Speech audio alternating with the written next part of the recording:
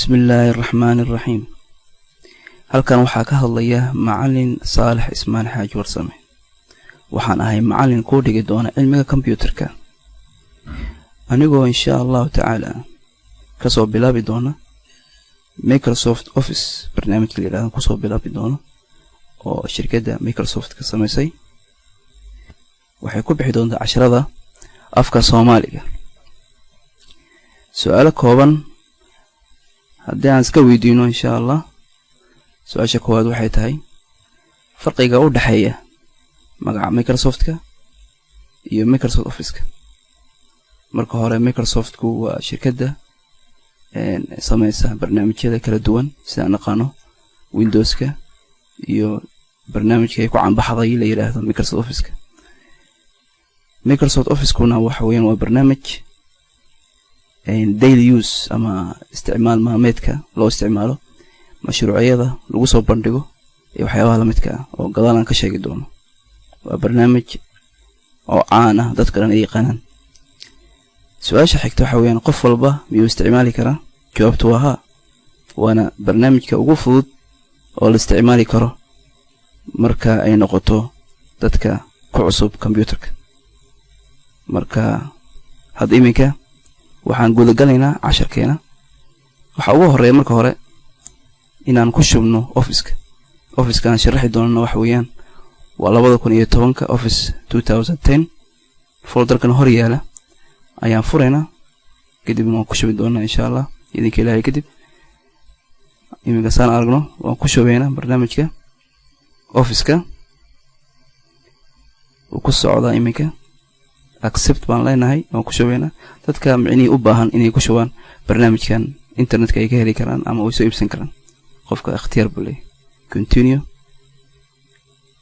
aniga halkan wuxuu leeyahay upgrade micnihii cusboonaysi sababtoo waxa igu jira Office 2007. aniga markaas ka upgrade gareynaya installation baa ku soo baxay hadii ku jirin. aniga upgrade baan leeyahay waan upgrade gareynaya marka 2010 buu bedelaya. marka waqti yar buu qaadanaya. waqti yar bay qaadanaysaa 5 daqiiqo meelaha hadiisan micnihii waxay ku xiran tahay mashiinka awoodiisa. marka casharka intaadan bilaabin waa inaad ubsataa computerkaaga inuu ku jiro Microsoft Office-ka package-kiisa. marka waa inaad hubisaa intaadan galin barnaamijka casharadiisa halkan saan aragno waan gadaalan ka sheegi doonaa markaan ku shubno kadib oo casharkan galno.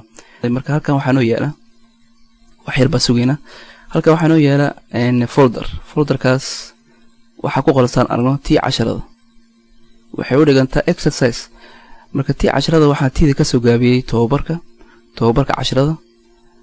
halkan folderkan waxaa ku jira saan arki doono folder fara badan. folder walba waxaa ku jira filekaas waa tababar casharkan qaadanayna tababarkiisa weeyaan.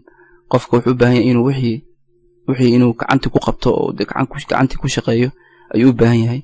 marka halkan saan qaybta queueda waxay aan ka soo gaabiyey qaybta koobaad 01 qaybta koobaad.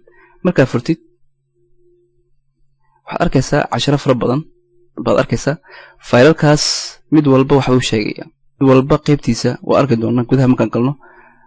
anaa ku dhihi doonaa casharka noocaas fur fileka nooca fur folderkaas ka dhex fur kadib waad furaysaa kadib waa tababarka iyo seel rabay baad u maraysaa sababtoo ah dhagteena ka dhageyskeliya uma baahni. waxaan u baahan inaad gacantiina wixii ka qabatid insha Allah. marka kadibna wixii waad fahmaysaa.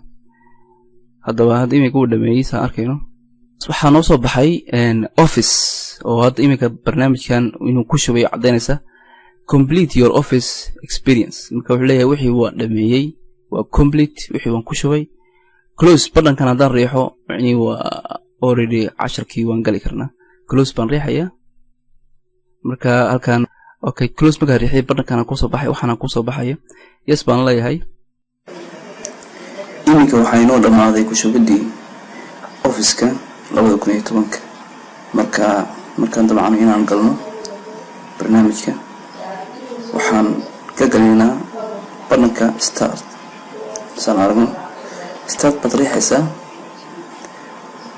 waxaad kasii aadaysaa all programmage ku qoran tahay waxaad ka raadinaysaa marka barnaamijkeena oo ah Microsoft Office kadib waxaad ka dooranaysaa Microsoft Word 2010 inta kale barnaamijyada kale ku jira gadaal baan ka eegi doonaa barnaamijkan Word 2010 oo kan aan rabno inaan ka galno ka casharada ka dhigano marka haddii waxaan bilaabanaa casharkeena koowaad